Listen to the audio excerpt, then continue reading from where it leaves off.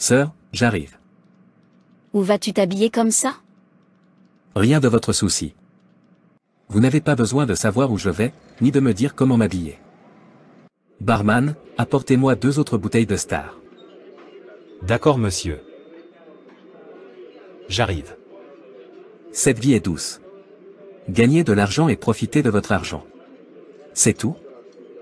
Waouh, ouah, ouah. Oui, oui, oui, continuez. Je pense que je vais bien. Laissez-moi partir.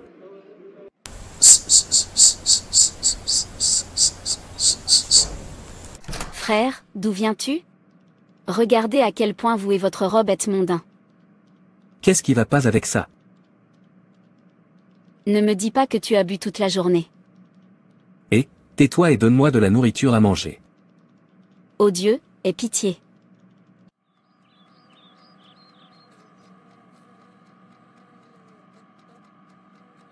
Frère, comment est la nourriture? Ça va. S'il vous plaît, mon frère, arrêtez de faire ces choses. Vous déplaisez à Dieu. Regardez comment vous vous habillez. Cela ne glorifie pas Dieu. L'alcool que vous buvez à chaque fois vous détruit. Lorsque vous l'avez terminé, vous commencez à mal vous comporter. Comment vous sentez-vous en sachant que vous gaspillez votre vie et que vous irritez Dieu? Repentez-vous. Dieu vous supplie toujours de vous détourner de votre péché et de revenir à lui. N'oubliez pas que personne ne connaît l'heure exacte à laquelle il ou elle mourra. Ne jouez pas avec votre propre grâce. L'enfer est très terrible. S'il vous plaît, laissez-moi tranquille pour profiter de ma vie. Si tu ne veux pas profiter de la tienne, laisse-moi profiter de la mienne. Mais, Non mais. S'il vous plaît, partez d'ici maintenant ou je vous laisserai cette nourriture. Je te l'ai dit, je sais ce que je fais. Je suis encore assez jeune pour songer à porter une Bible et à faire la volonté de Dieu. Si je dois commencer maintenant, que dois-je faire quand je serai vieux? Même si je ne vieillis pas, dès que je suis sur le point de mourir, je donnerai ma vie à Jésus et lui demanderai pardon. Simple. Alors laissez-moi tranquille. que Dieu ait pitié de toi. Et toi aussi. Me voir des problèmes. Est-ce par la force de donner sa vie à Jésus? Chaque fois que je veux mourir, je donnerai ma vie à Jésus. Ou si je vieillis, je donnerai ma vie à Jésus. C'est tout? Stratégie simple. Ma sœur ne sait pas. Le poivre est entré dans mon bruit, s'il vous plaît, donnez-moi de l'eau. J'ai besoin d'eau. Où suis-je? Pourquoi est-ce que je vois ça? Suis-je mort? C'est comme ça que tu meurs. Mais je ne faisais que manger. Est-ce que ça veut dire que je vais en enfer maintenant? Oh non, je pensais que j'aurais le temps de donner ma vie à Jésus. Quand je suis sur le point de mourir, j'ai pensé que je donnerais ma vie à Jésus quand je serai vieux. Que vais-je répondre maintenant? Que vais-je dire à Dieu? C'est mon tour. Veuillez me renvoyer. Je suis encore trop jeune pour mourir. Non, c'est trop tard. Vous êtes prévenu, mais vous choisissez d'être catégorique. Personne ne sait quand il mourra. Et il n'y a pas d'âge limite pour mourir. Non, non, je suis encore jeune pour mourir. Qu'est-ce que je fais ici? Jeune homme intelligent, pourquoi n'as-tu pas utilisé ta stratégie? Emménage maintenant.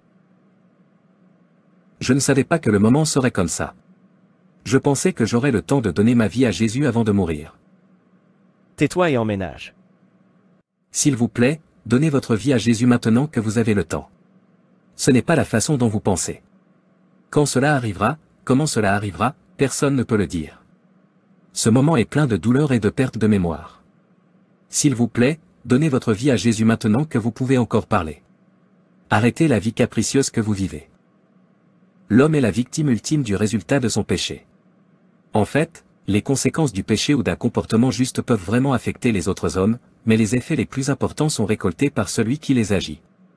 Vivre la parole pour que les autres la voient peut entraîner des changements dans la vie des autres. En dernière analyse, cependant, le bénéfice de la piété est plus pour celui qui agit. Si nous continuons à vivre dans le péché, nous nous comportons imprudemment. La maladie et la mort prématurée seront le résultat d'un tel mode de vie, tandis que la justice et la vie sainte prolongeront la vie des enfants de Dieu. À la fin, les justes pourront se tenir devant le Fils de Dieu dans les cieux. Le péché est séduisant et ses effets sont très dangereux. Un péché en entraîne un autre jusqu'à ce que le pécheur devienne inextricablement lié. Considérez les conséquences du péché aujourd'hui et délivrez votre âme de l'enfer. Il est sage de confesser votre péché et d'abandonner votre vie à Jésus maintenant. Il aura pitié et vous sauvera. Ne procrastine pas. La procrastination est l'outil du diable pour nous éloigner du seul qui peut vraiment nous changer, nous guérir et nous donner une nouvelle vie. La Bible dit, « Voici, c'est maintenant le temps accepté, voici, c'est maintenant le jour du salut. » Jésus passe par ici aujourd'hui. Je vous en prie, ne manquez pas cette occasion de rencontrer celui qui peut changer votre vie. Il peut vous pardonner votre péché. Il peut vous réconcilier avec un Dieu saint. Il peut vous donner la vie éternelle. Criez à lui avec foi. Faites-lui confiance pour vous sauver aujourd'hui. Faites-lui confiance pour entrer dans votre vie et faire de vous la personne qu'il veut que vous soyez. Personne ne peut crier à Jésus avec foi pour vous. Vous devez le faire vous-même. Le salut nous est donné gratuitement par celui qui a payé avec une fortune, le Fils unique qu'il a. Il n'y a rien à comparer avec ce genre de geste. Aucun philanthrope ne peut offrir ce cadeau de salut.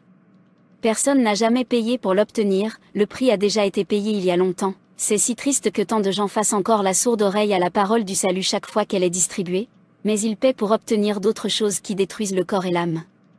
Repentez-vous. Reconnaissez votre péché devant Dieu. Demandez le pardon.